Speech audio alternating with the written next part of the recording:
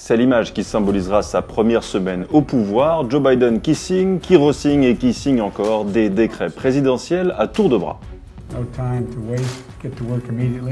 Le 46e président américain veut montrer que ses 78 printemps ne l'ont pas ramolli et ses premiers jours à la Maison-Blanche sont riches en enseignements. Mais attention, vous allez voir que la gestion du cas Trump va lui offrir un immense défi dès les premiers mois de son mandat.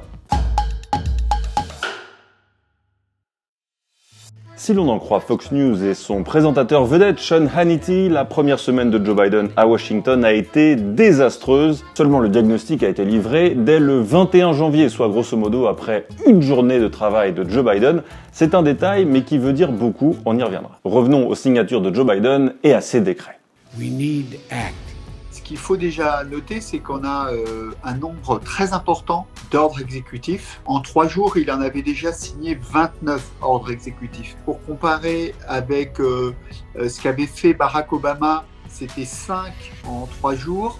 Et Donald Trump, c'était un seul en 3 jours. Donc c'est pas Joe l'endormi, hein, comme l'appelait Donald Trump. On est au milieu d'une crise très grave, donc il ne pouvait pas se permettre d'avoir l'air hésitant dans ses premières décisions politiques. Certains décrets concernent la réponse à la crise pandémique, par exemple l'obligation pour tous les agents fédéraux de porter le masque, idem pour tous les Américains dans les aéroports. Sur le discours aussi, le changement est très net avec son prédécesseur. The virus is surging. We're 400,000 dead, expected to reach well over 600,000. On avait un président Trump qui, depuis le début de la crise, a cherché à minimiser cette crise pandémique, qui a déjà fait plus de morts que la Seconde Guerre mondiale aux États-Unis. Donc c'est considérable, plus de 400 000 morts. Because of all we've done, the risk to the American people remains very low. Et Joe Biden, en arrivant en fonction, s'inscrit absolument en porte-à-faux à cette attitude.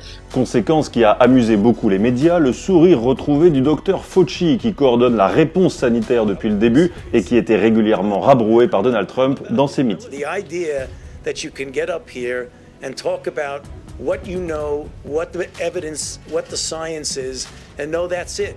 Let the science speak. It is somewhat of a liberating feeling.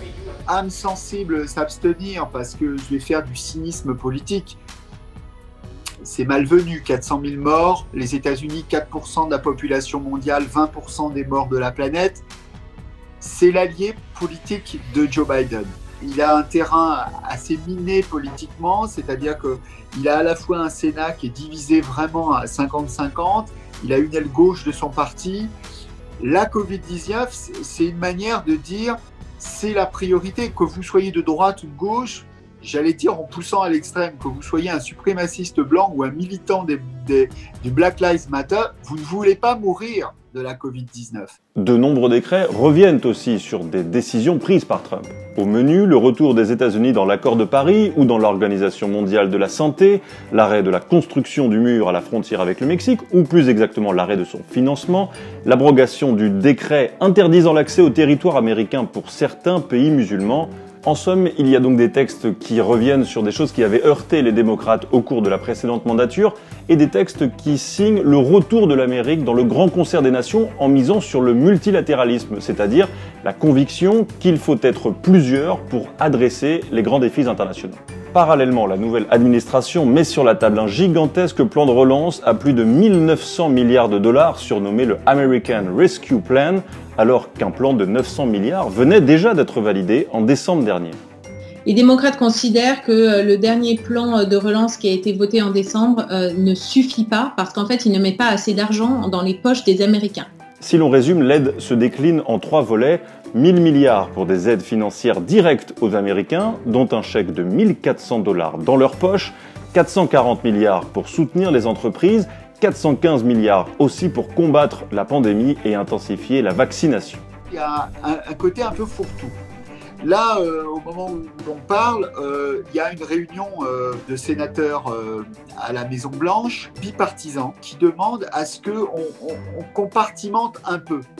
Parce que là, Joe Biden, il est en train de faire un petit peu le coup du package aux sénateurs.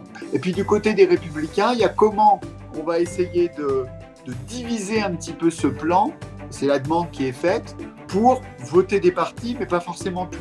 Là-dessus, le Congrès se prononcera, d'abord la Chambre des représentants acquise aux démocrates, puis le Sénat, également acquis aux démocrates de justesse après l'élection sénatoriale de Géorgie. C'est un rapport de force important pour Joe Biden s'il veut entreprendre de grandes réformes, notamment sur la question raciale, l'éducation ou la réforme de santé. Et enfin, le défi de long terme pour Joe Biden, résumé en un mot. Unity. Une promesse d'apaisement difficile à tenir à cause du calendrier politique, car le 8 février va commencer au Sénat le procès en impeachment de Donald Trump. L'enjeu n'est pas de faire partir l'ancien président, c'est chose faite, mais de le rendre inéligible pour de prochains mandats.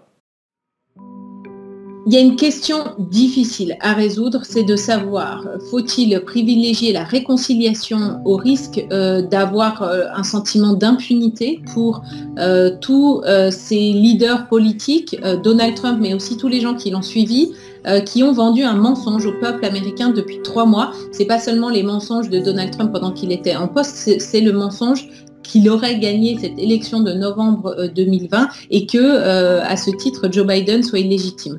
Comment est-ce qu'on se réconcilie? Comment est-ce qu'on dit aux Américains, allez, passons à autre chose, travaillons ensemble dans l'unité face à cette crise pandémique, quand dans le même temps on se déchire politiquement? Vous avez entendu François Durper le dire, le terrain politique de Joe Biden est miné. À sa gauche, une minorité progressiste qui attend des réformes aussi impatiemment que Bernie Sanders attend l'hiver. À sa droite, 70 millions d'électeurs de Trump à qui il veut tendre la main. Et c'est là que l'on revient à Sean Hannity, Fox News et son audience. En fait, que Donald Trump soit rendu inéligible ou non, ce procès en impeachment va occuper tout l'espace médiatique de ces prochaines semaines et Joe Biden va devoir redoubler d'ingéniosité pour ne pas voir la fracture s'agrandir encore entre ces deux Amériques qui ne se parlent plus.